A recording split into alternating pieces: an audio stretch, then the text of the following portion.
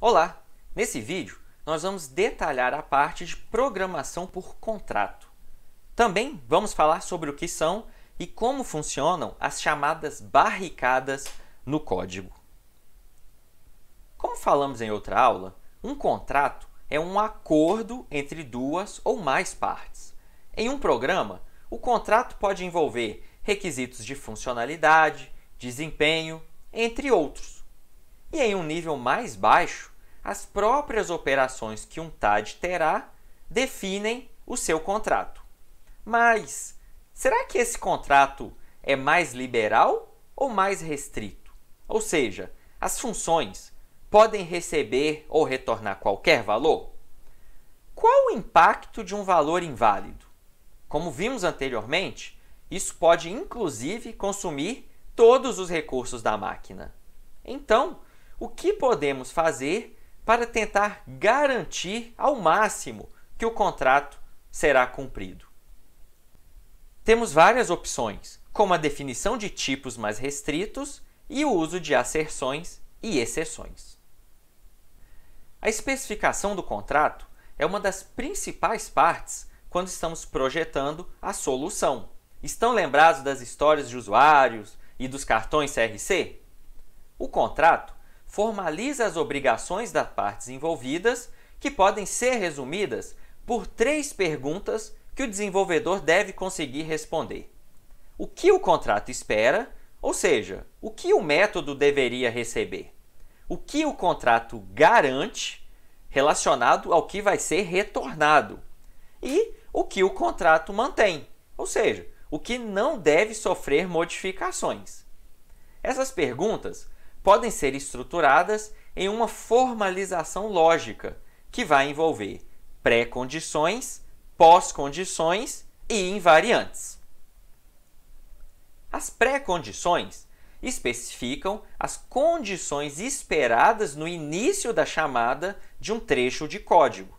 As pós-condições especificam as condições aguardadas no final da execução daquele trecho.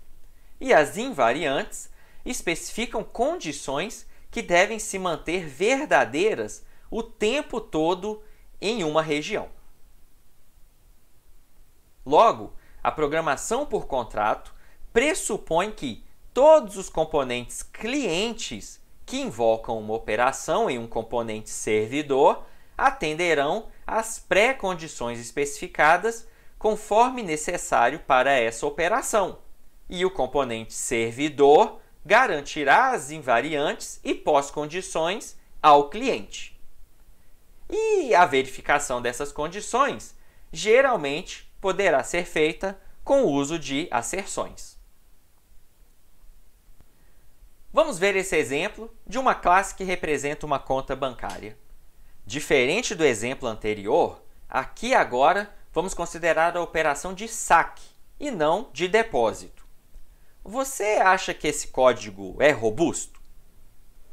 Consegue identificar algum possível problema nesse código? O método sacar realiza a operação sem verificar nenhum tipo de condição. Mas qual condição mínima seria necessária? Que o cliente possui saldo suficiente para realizar a operação, certo? Mas e se ele não tiver? Basta interromper a execução? Não.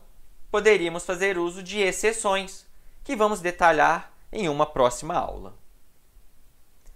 Digamos que a própria classe possui um método para verificar se possui saldo suficiente. Será que o trecho de código a seguir seria suficiente para garantir a integridade do código? Não, pois estaríamos dependendo do usuário do método para fazer a coisa certa.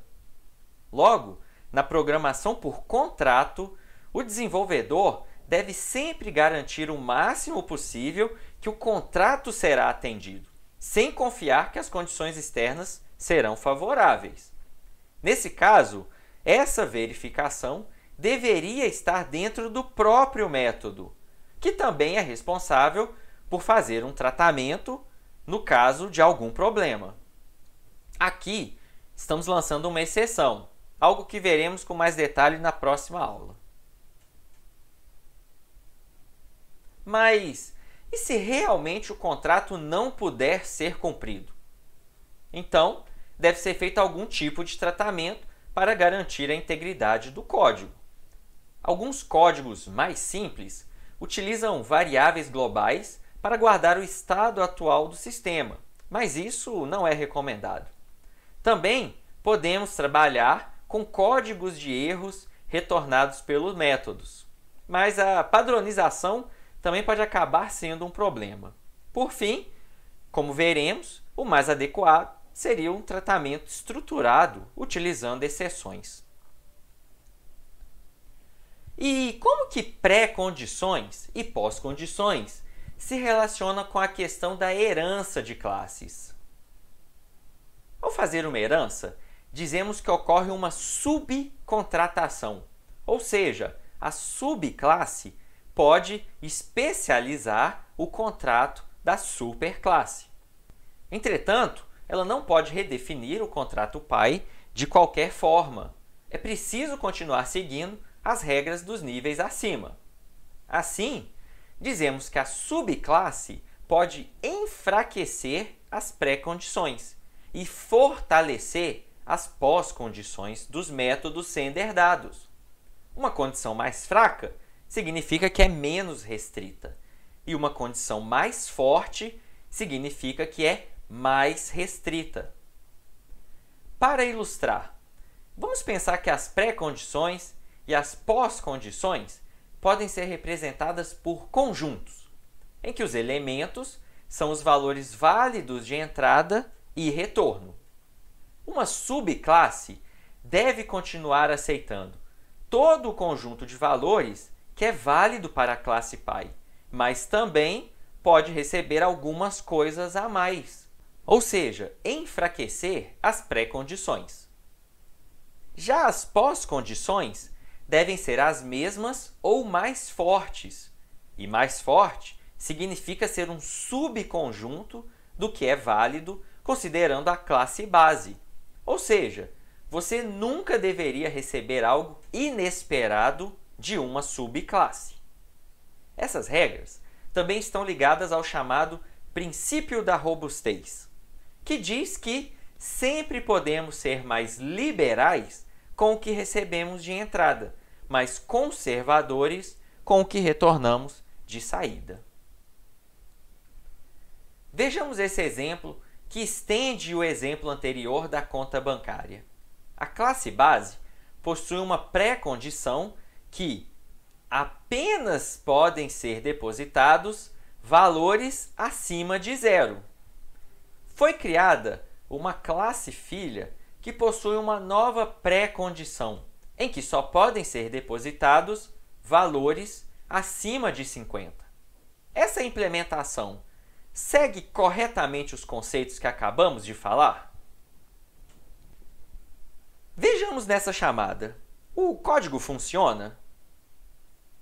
Não, e isso está incorreto. Como vemos, na verdade, ocorreu uma restrição das pré-condições. Elas ficaram mais fortes, e isso não é válido. Lembrando, uma subclasse deve aceitar todos os valores que são válidos para a classe pai, mas também pode receber algumas coisas a mais. Vejamos esse outro exemplo, em que as principais restrições estão relacionadas aos retornos dos métodos. Analise detalhadamente e diga se essa implementação segue corretamente os conceitos que vimos. Verifique essa chamada das duas classes. O código se comporta conforme o esperado? Não. A classe filha retorna algo que não deveria ser retornado pela classe pai. Nesse caso, as pós-condições ficaram mais fracas, e isso está errado. Lembrando, as pós-condições devem ser as mesmas ou mais fortes. E mais forte significa ser um subconjunto do que é válido considerando a classe base. E para finalizar, vamos falar sobre barricadas. No contexto do desenvolvimento de software, uma barricada é uma região de código usada para minimizar o possível dano causado por dados incorretos. O objetivo é justamente impedir que esses problemas se propaguem para outras partes do código. Uma forma de criar uma barricada para fins de programação defensiva é projetar certas interfaces como limites para áreas chamadas seguras. O objetivo é verificar a validade dos dados que cruzam os limites de uma área segura e responder de maneira adequada se os dados não forem válidos. Essa separação do programa em partes que trabalham com dados sujos e outras que trabalham com dados limpos é uma maneira eficaz de liberar a maior parte do código da responsabilidade de validação dos dados e centralizar essas tarefas em partes bem específicas. Essa figura ilustra bem o conceito de barricadas. Então, nós temos aqui no centro o que seria essa nossa barricada no código. É possível ter um conjunto de classes que é responsável por fazer toda a validação, especialmente considerando dados que são provenientes de fontes externas ao programa. Feita essa validação, as classes mais internas podem então trabalhar com esses dados de maneira mais segura. Essa mesma abordagem também pode ser usada no nível da classe. Os métodos públicos da classe devem sempre assumir que os dados não são seguros, e eles são responsáveis pela verificação e possível tratamento. Uma vez que os dados tenham sido aceitos pelos métodos públicos da classe, os métodos privados da classe podem considerar que os dados são corretos. Geralmente, vamos utilizar asserções nos métodos privados ou internamente à barricada, justamente porque ali deveria se garantir que os dados estão corretos. Já na interface com o mundo externo, vamos utilizar exceções, pois não seria necessário interrompimento total da execução. Por fim, existem checklists como esse de exemplo que podem auxiliar programadores iniciantes. Ele apresenta algumas perguntas que podem ajudar a verificar o quão defensivo ou robusto o seu código parece estar. De qualquer forma, o importante é ter um plano de programação defensiva bem definido e que deve ser utilizado por todo o desenvolvimento.